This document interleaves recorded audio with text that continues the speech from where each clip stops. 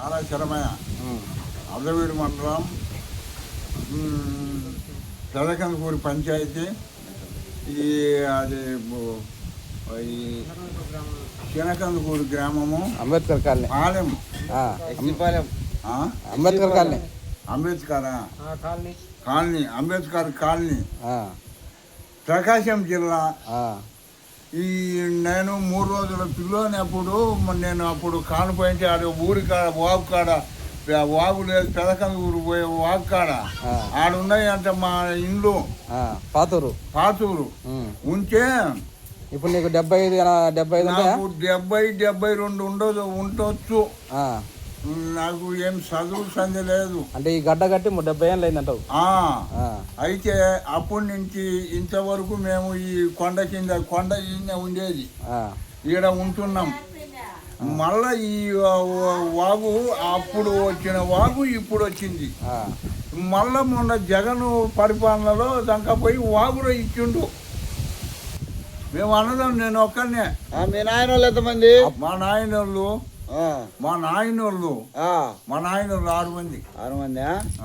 6 మంది. నువ్వు ఒక పిల్లనివే పుట్టినప్పుడు. మిగతా ఎవరు పుట్టలే.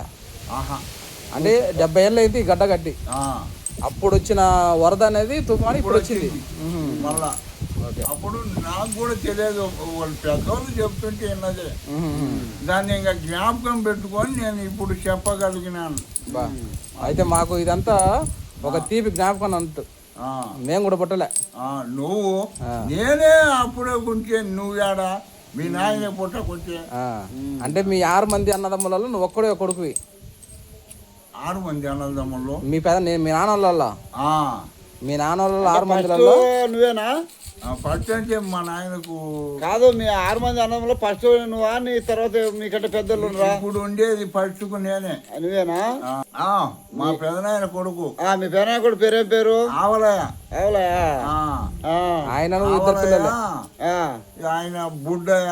వాళ్ళ నాయన పేరు బుడ్డయ్య అంటారు. మళ్ళీ అది బుడ్డయ్య బాలగుర అంటారు. 2 పేర్లు పిలుస్తారు. బాలగూర అంటారు, చిదర బుడ్డ అంటారు. అంటే అప్పుడు ఆ నుంచి వచ్చేటప్పుడు నువ్వు ఎంత పిల్లోనివి? 3 రోజుల పిల్లోని. 3 రోజుల పిల్లోని. మా నాయన వాళ్ళ చిన్నవాడు లాస్ట్ వాడు ఉందా, ఈ రామయ్యని, బర్రె రామయ్య.